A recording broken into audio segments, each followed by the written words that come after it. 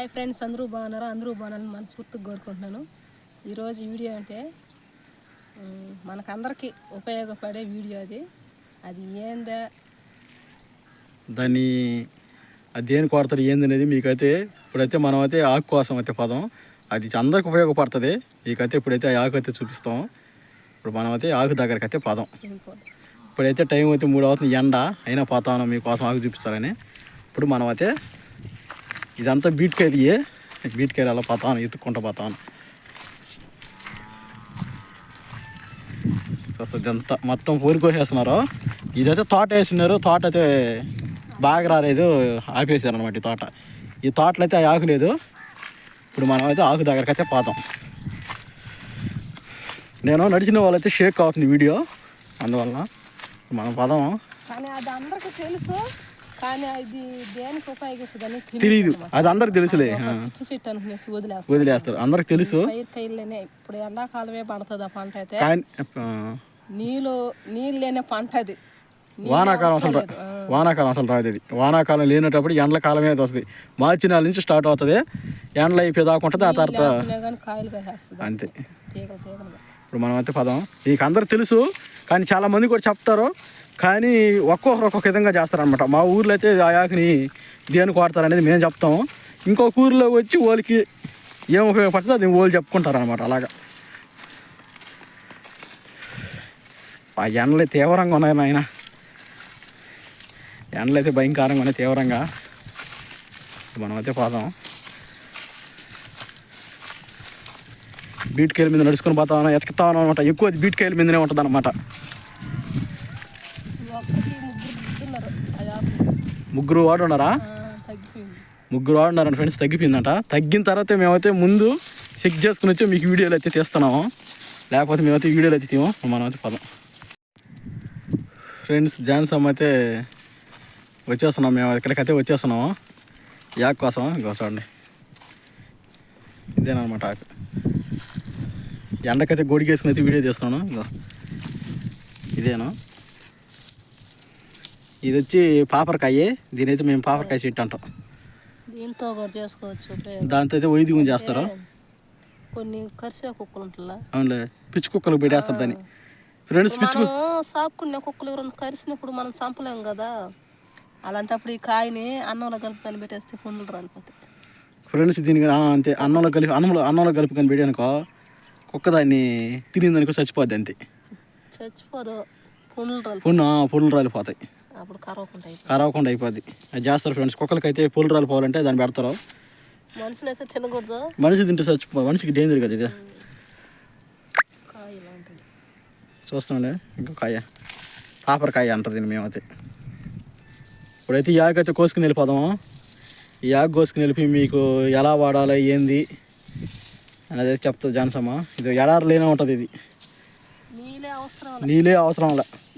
నీళ్ళుంటే చచ్చిపోద్ది అంటున్నా. ఇదే నీళ్ళుంటే అవునులే, నీళ్ళుంటే చచ్చిపోద్ది.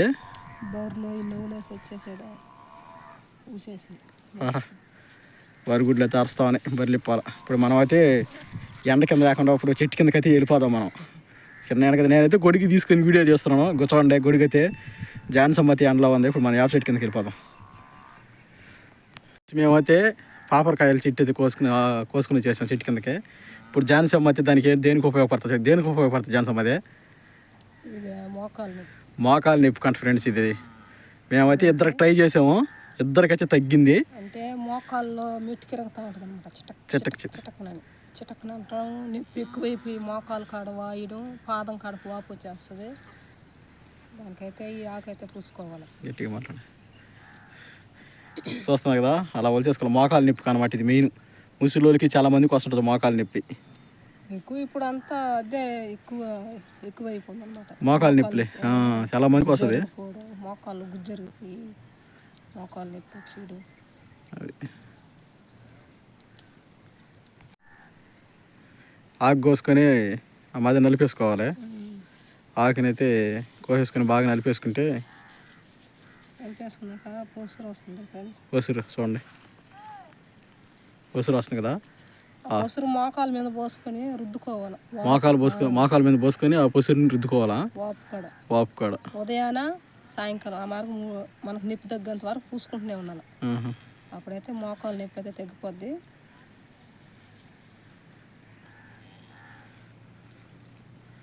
ఈ పొసురుని పిండుకొని మోకాలు కాడ ఆడ నొప్పి ఉంటుంది ఆడ పూసుకొని తోమేసుకోవాలా. మనకి నరం బెనికినా కానీ గడ్డలు వచ్చేస్తాయి అనమాట కాలుకి, అవి కూడా తగ్గిపోతాయి పూసుకుంటే. వింటున్నారు కదా ఫ్రెండ్స్, అలా చేయండి. ఇంకోటి ఫ్రెండ్స్, నొప్పి ఇంకా ఎక్కువగా తగ్గిపోద్ది కానీ ఇంకో చిట్కా కూడా చెప్తాను. చింతపండు అంత తీసుకొని అవి బాగా చింతపండు నీళ్ళు పిసికేసుకోవాలి. మరీ దొండగా పిసుకోకూడదు, అంత చింతపండు వేసుకోవాలా. దాన్ని గుజ్జుగా కలుపుకోవాలి. అప్పుడు దాంట్లో 1 స్పూను బెల్లం, 1 స్పూన్ వచ్చి పసుపు వేసుకొని చిక్కగా రానివ్వాలి. ఉడకబెట్టేసుకోవాలి. చిక్కగా ఉడకబెట్టేసుకున్నాక ఒక తర్వాత జిగురుగా గడ్డకు వచ్చేస్తా ముద్దగా. అప్పుడు దాన్ని ఆ వాపు మీద వేసేసుకోవాలి. మోకాల మీద అయినా వాపు మీద వేసుకుంటే నొప్పి అయితే లాగేస్తుంది. మోకాల్లో జిగురు పట్టాలంటే చించి 2 రోజులకు ఒకసారి అయినా చించి గింజలు అయితే తినండి. 1, 2 అంతే, అంతకు మించి ఎక్కువ తినబాకండి. ఎందుకంటే మళ్ళీ విరోచనాలు అవుతాయి. కదా బంక పడుతుంది చించి గింజలు తింటే. వింటున్నారు కదా ఫ్రెండ్స్, చించి గింజలు ఎక్కువ జిగురు ఉంటుంది అనమాట. ఆ జిగురు అప్పుడు మనం తింటాం కాబట్టి ఆ జిగురు అనేది మనకి మోకాల్లో పడుతుంది అనమాట. అలాగే చూశారు కదా, ఇది చెప్తున్నారు లేని అనుకోబాకండి ఫ్రెండ్స్. ఇది 3 ఆడున్నారు, ఏదైతే లేరులో తోటల్లోకి వెళ్ళిపోన్నారు కాపలాకి. మొన్న వచ్చి ఒక ఆమె వచ్చి ఆకైతే కోసుకోపోయింది. ఇచ్చినాను, తగ్గిందని చెప్పింది. ఇదే ఫ్రెండ్స్ మా వీడియో నచ్చితే లైక్ చేయండి, సబ్స్క్రైబ్ చేసుకోండి ఫ్రెండ్స్. నెక్స్ట్ వీడియోతో ఉంటాం. బాయ్.